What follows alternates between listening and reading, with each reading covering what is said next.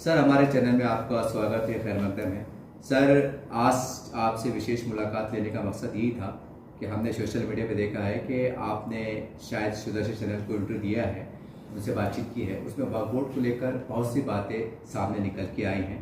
इसकी वजह से मुस्लिम समाज में एक अजीब गरीब बेचैनी का माहौल पाया जा रहा है, क्योंकि आप राष्ट्रवादी पार्टी के एक बहुत जिम्मेदार नेता माने जाते हैं। आपकी एक छवि है, आपकी बात कुछ सुनी जाती है, समझी जाती है। ये बताइए कि क्या वाकई आज वक्फ बोर्ड खतरे में है? देखिए, सबसे पहले तो मैं बता दूं कि हमारी मुस्लिम लीडरशिप इस वक्त सो रही है, जिसकी वजह से आज सुदर्शन चैनल ने एक बड़े पैमाने पे वक्फ बोर्ड के खिलाफ मुहिम छेड़ी है। सही देखा जाए तो असल में ये सारा जवाब देने का काम तो वक्फ बोर्ड के डायरेक्टरों का है, लेकिन अब चूँकि मेरा नाता भी गुज़िश्ता 25 सालों से वक्फ बोर्ड से है, क्योंकि वक्फ बोर्ड से कहने के मैं कनेक्टेड हूँ और आधिकारिक तौर पे हूँ। मेरा काम है प्रोटेक्शन करना और मैं हमेशा करता आया और करता रहूँगा। असल में जो सुदर्शन चैनल ने जो मुहिम छेड़ा है और जो लोग इसमें इन्वॉल्व हुए, इनका मकसद वक्फ बोर्ड को बदनाम करना है और रियल में वक्फ बोर्ड है क्या ये मालूम नहीं। बस वो हिंदू के खिलाफ, जिहाद के खिलाफ, और वो एक पैसा ऐसा वापरा जाएगा, ये मंदिरों की प्रॉपर्टी कब्जा की जाएंगी, ऐसा वैसा एक धूमिल कर दिया गया। रियलिटी देखा जाए तो जो 10 करोड़ का नियोजन महाराष्ट्र सरकार ने किया है, आपको मालूम होना चाहिए कि ये वक्फ बोर्ड की जितने ऑफिसेस खुले हैं पूरे महाराष्ट्र भर में, इसको यंत्र सामग्री, कंप्यूटर, फर्नीचर, दीगर डेवलपमेंट के लिए वक्फ बोर्ड के डेवलप के लिए दी गई। इसमें कहीं वक्फ बोर्ड पर्सनल वो पैसे का व्यापार करता नहीं, जिसका कहीं कोई मिस होने का सवाल नहीं।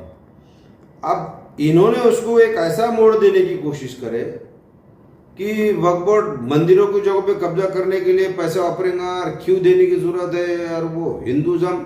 अरे भाई, इसमें हिंदू और मुसलमान का कोई सवाल ही वक्फ बोर्ड से सवाल पैदा नहीं।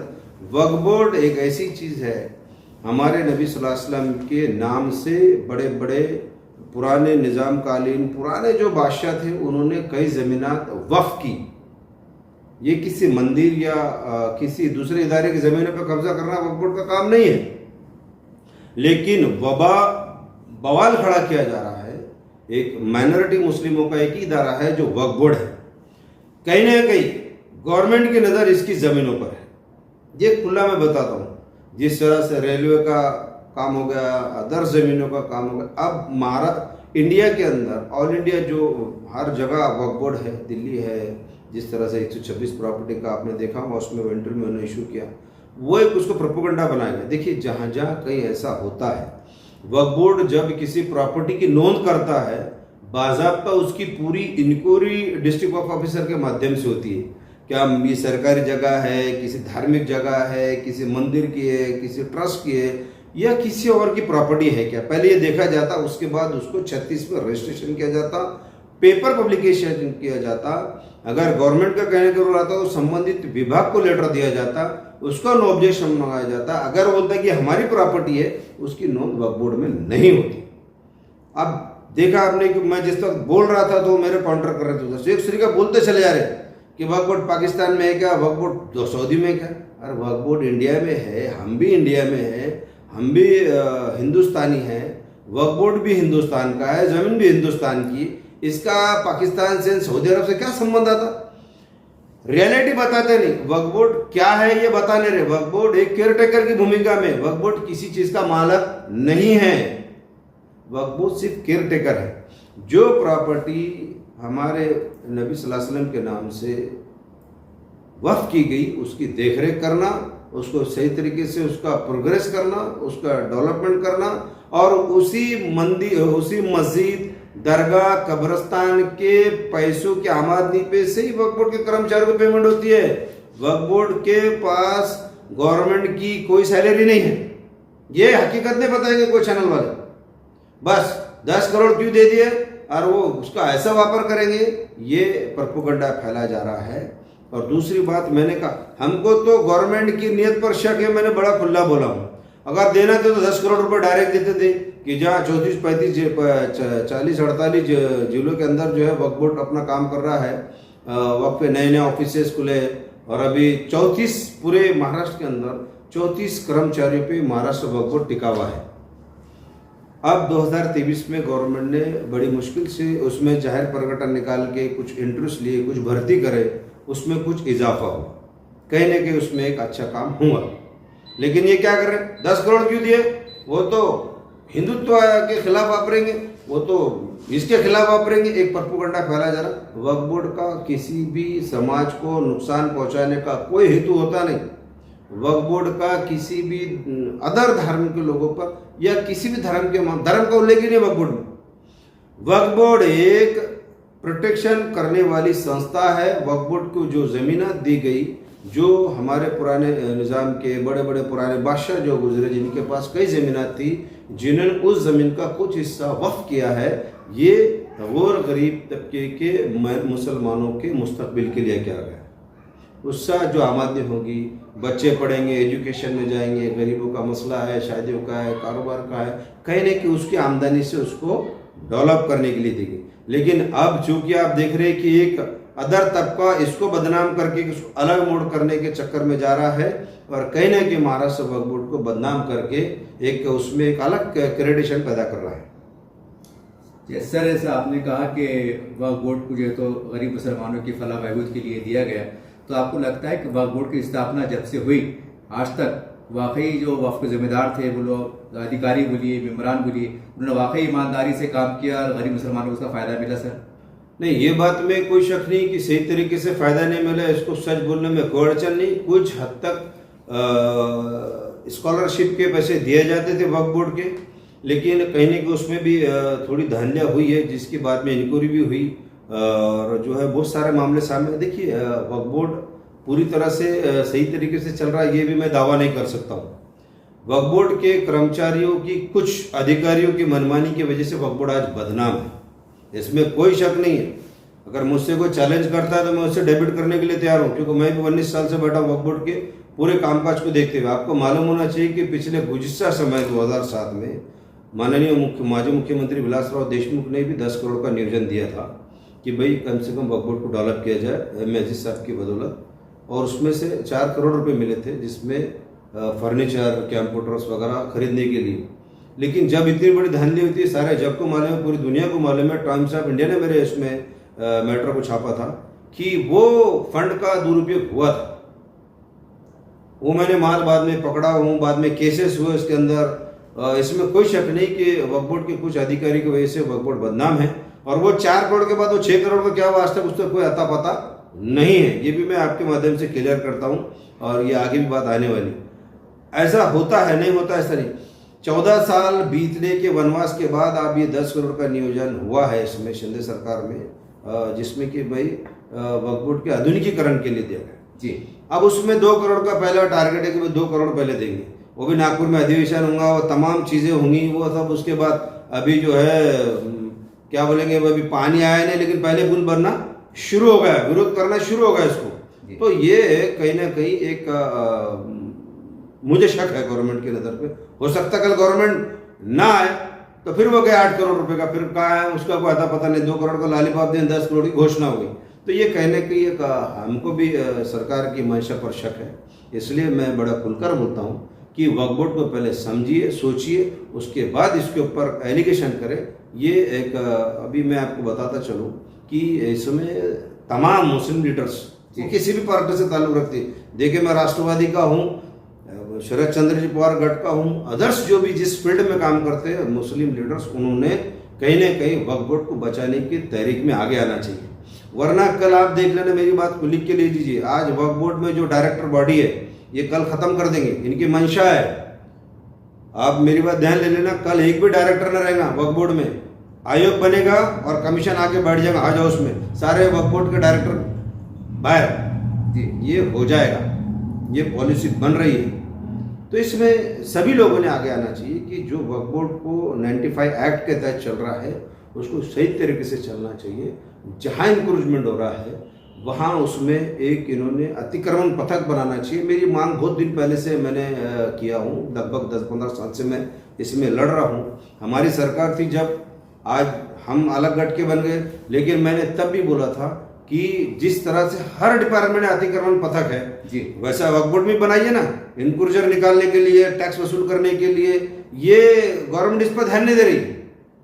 आज अगर अतिक्रमण पथक का अगर स्थापना वक्फ बोर्ड होगी तो मैं बताता हूं कि इसमें करोड़ों रुपए की प्रॉपर्टी निकल सकती है। कई बिल्डर्स ने औरंगाबाद शहर में कब्जे कर लिए, कोई बोलने को तैयार नहीं, बस एक नोटिस जारी 54 की वो कार्रवाई होती है, वो लिटिगेशन चलता है, वो चलते रहता है।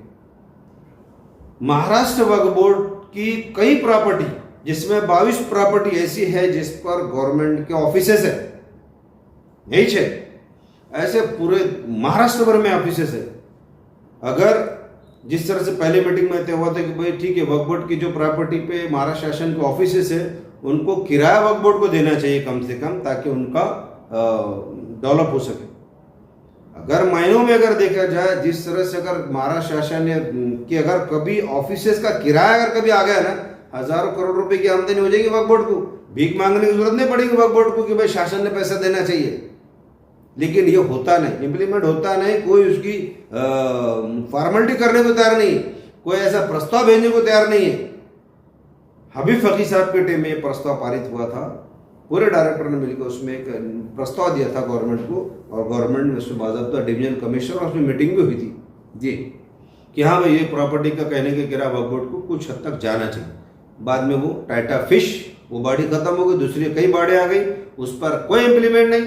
अगर किराया अगर कभी ये दे दे गवर्नमेंट के ऑफिसर्स का, तो मैं बताता हूँ ये 1000 करोड़ का जो बता रही गवर्नमेंट 100 करोड़ का या 10 करोड़ का या 50 करोड़ का ये बताती है ना, ये बोलने की जरूरत नहीं। वक्फ बोर्ड का नहीं इतना पैसा रहेगा, गवर्नमेंट को वक्फ बोर्ड से लेना पड़ेगा, इतनी आमदनी हो सकती है अगर सही तरीके इसका इन्होंने समीकरण करें।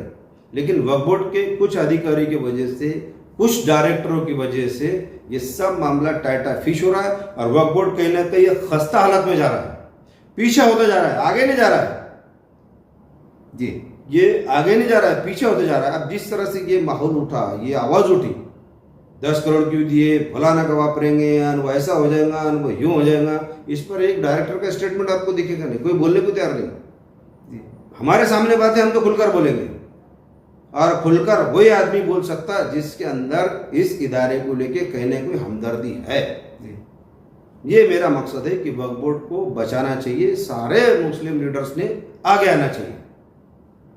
सर सवाल है, जब इतनी बड़ी बड़ी बातें या आरोप जब लग रहे हैं तो वक्फ बोर्ड के जो बड़े बड़े मेंबरान हैं, वक्फ बोर्ड के जिम्मेदार हैं, काफी ताकत भी रखते हैं, असर भी रखते हैं, तो फिर ये गवर्नमेंट से मौसम नुमाइंदगी क्यों नहीं करते, नंबर 1, और वक्फ पढ़ने पे कोर्ट का दरवाजा क्यों नहीं खटखटाते?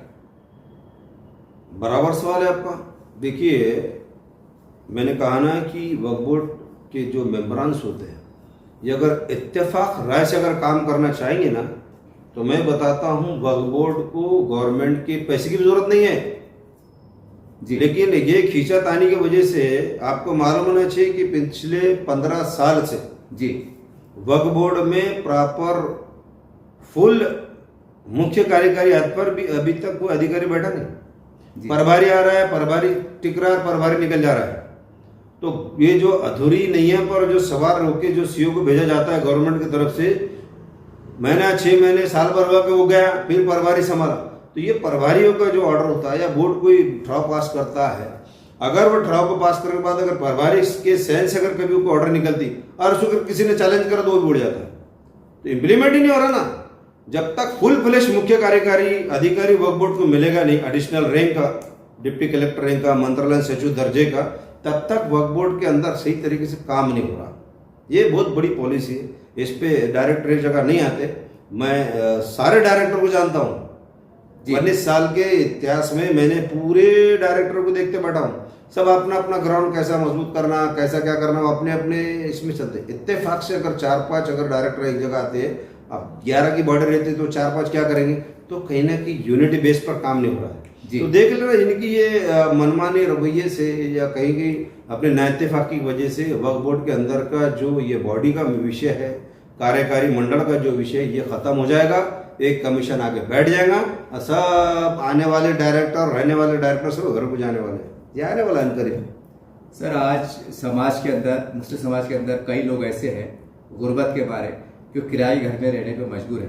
क्या आपको लगता है सर कि वक्फ बोर्ड के मेंबरान अगर पूरी ईमानदारी से हुकूमत से नुमाइंदगी करें और जो एक्ट में अगर बदलाव करने की हम एक अच्छे अंदाज से कोशिश करें तो क्या मुमकिन है कि हजारों गरीब मुसलमानों को वक्फ की ज़मीन पर बसाया जा सकता है? ऐसा कानून में प्रावधान हो सकता है सर, कोशिश करें तो? बिल्कुल हो सकता। मैं वही बोल रहा हूँ, अगर इत्तेफाक अगर राय से बन जाए तो यकीनन जो बेघर के लोग हैं मुसलमान समाज के, अदर समाज के, उनको बिल्कुल उसमें से जगह दी जाती है और दे जा सकता है।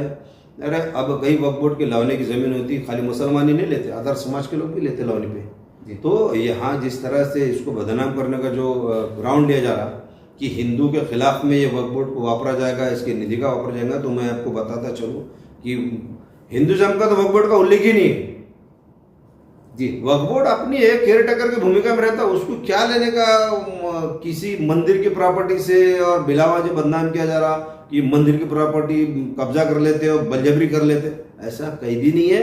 वह मेरे 19 साल के इतिहास में तो मैंने तो देखा नहीं कि, अलबत्ता ये देखने में है कि कई वक्फ बोर्ड की जगह पर धार्मिक इदारे हैं दूसरे समाज के, लेकिन खैर वो एक अपना मैटर है, बोर्ड उसको अपने तरीके से सॉर्ट आउट कर रहा। लेकिन बदनाम करने के लिए अदर्स पॉलिटिशियन उसमें जो है उसको टारगेट कर रहे हैं और टारगेट करके कहीं ना कहीं जो मिलने वाला फंड्स है उसको कहीं ना कहीं ब्रेक करने का प्रयास हो रहा है जी।